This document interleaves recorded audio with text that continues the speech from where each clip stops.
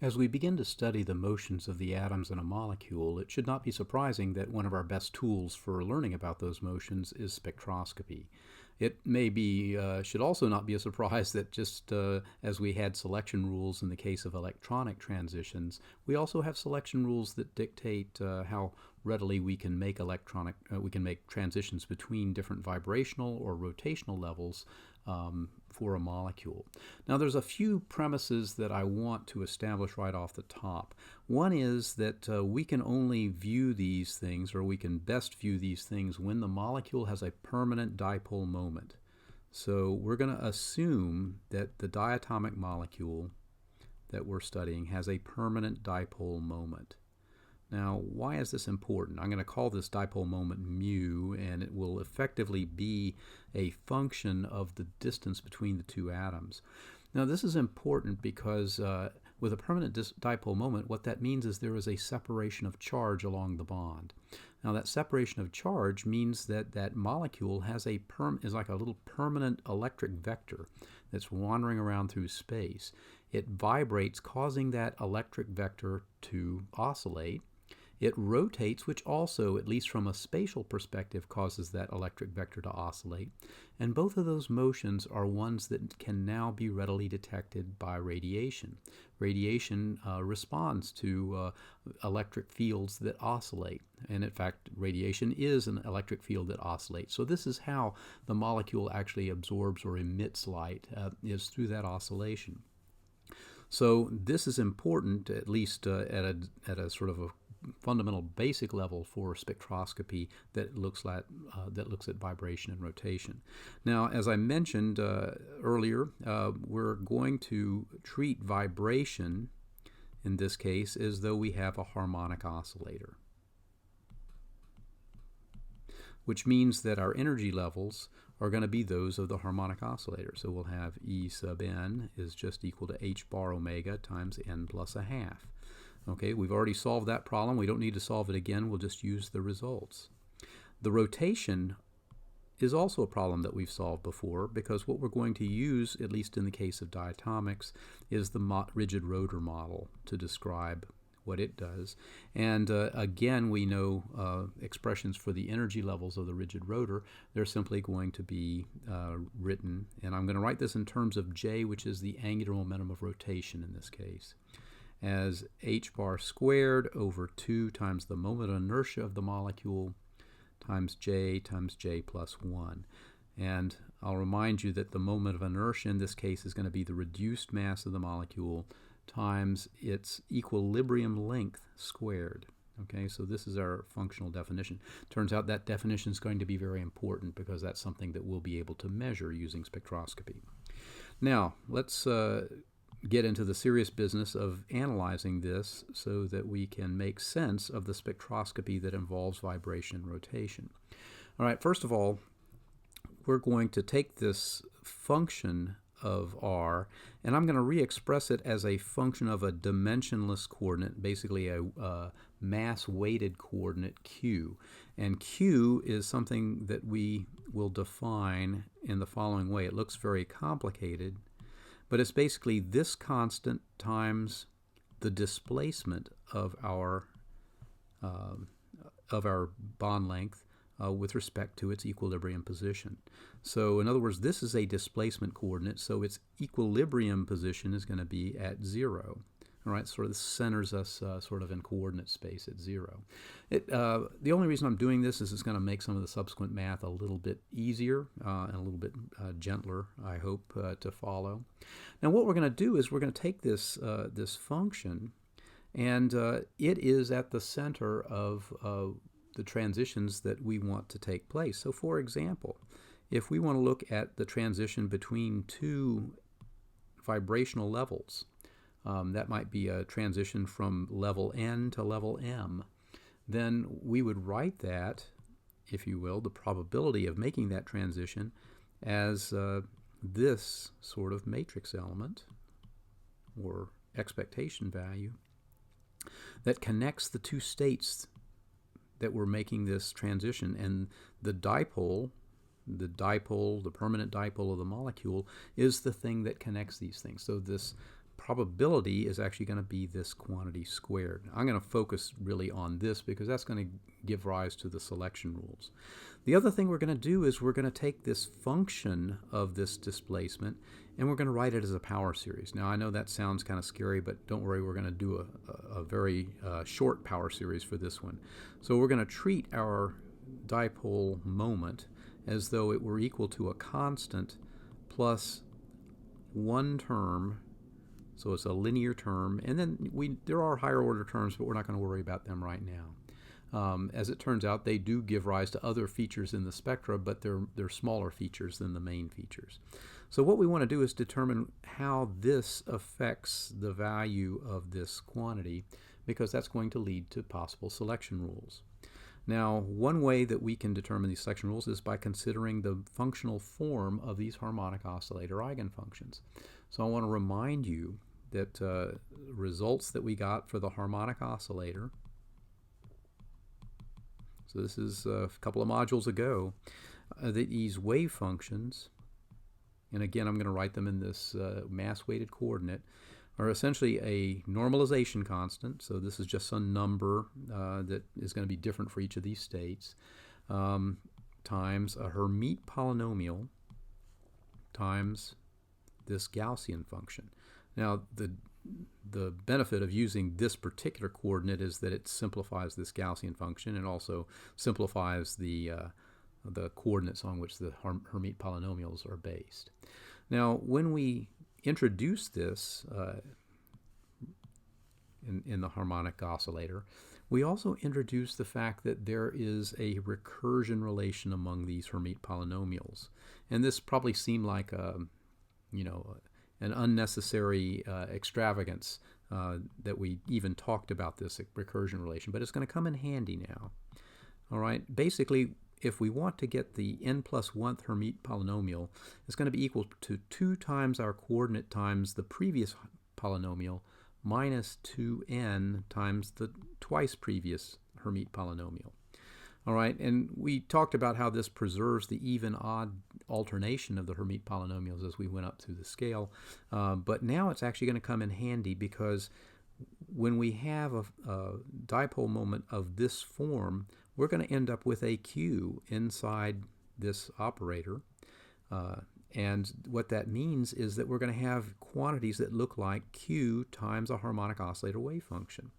Well, Q times a harmonic oscillator wave function is going to basically be Q times something like this, Q times something like this. But look, this brings Q together with one of these Hermite polynomials. And so now if I solve for this, what I would get is the following. I'll take the half over here, and I'll have h of n plus 1. Now when this moves over to the other side, this minus becomes a plus, and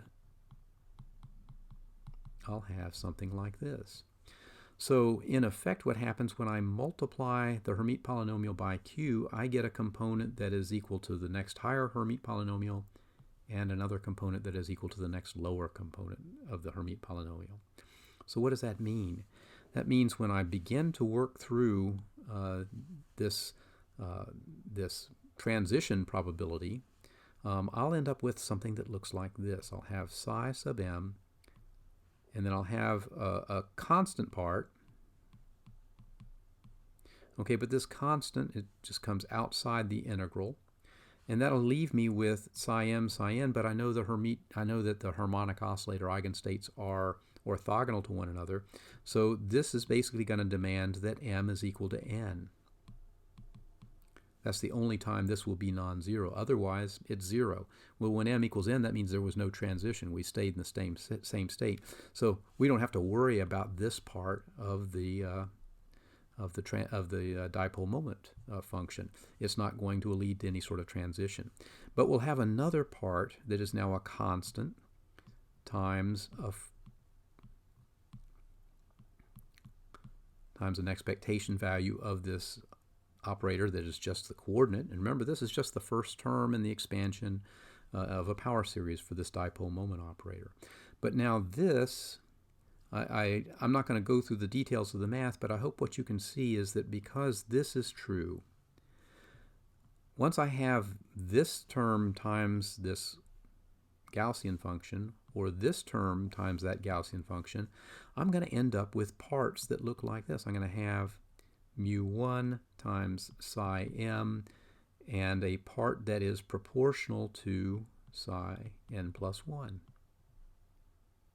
And I'll have another part, and there's another constant multiplying here.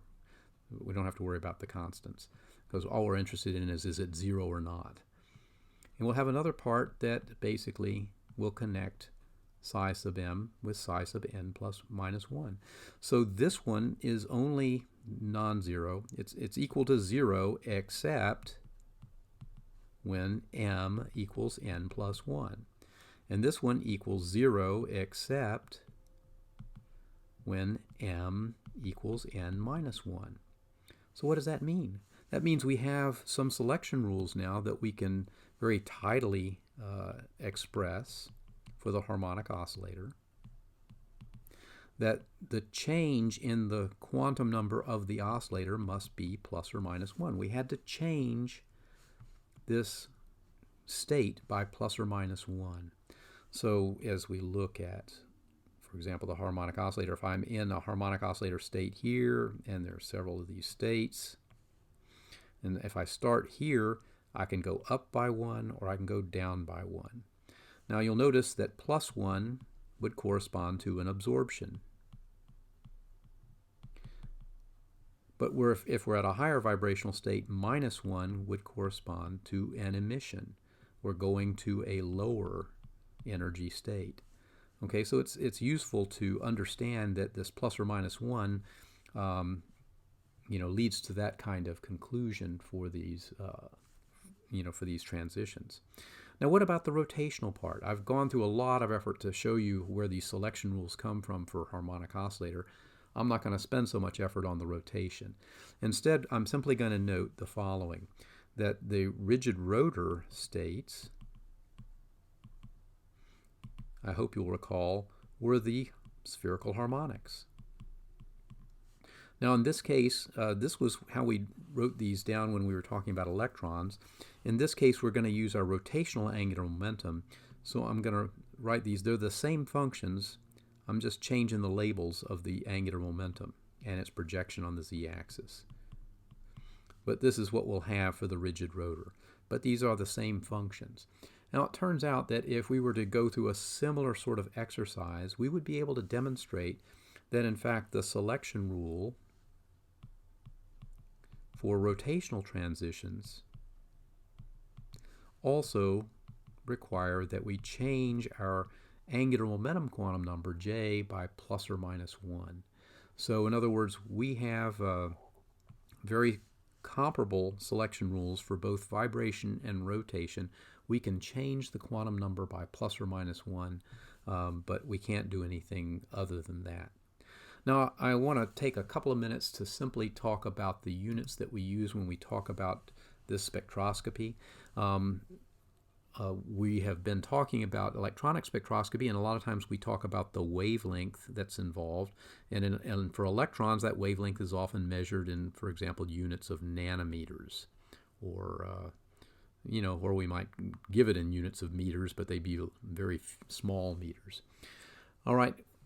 When we talk about electronic transitions, when we talk about spectroscopic transitions, what we're doing is we're equating an energy level difference in a molecule, a quantum energy level difference, with the energy of a photon of light, which we can write as h nu, where h is Planck's constant.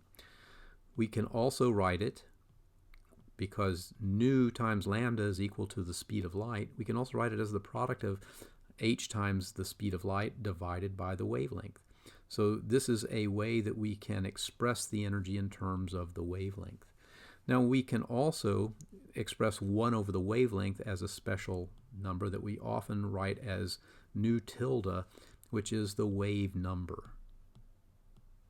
And it turns out when we're talking about the spectroscopy of vibrations and rotations, this is the one that we use most often.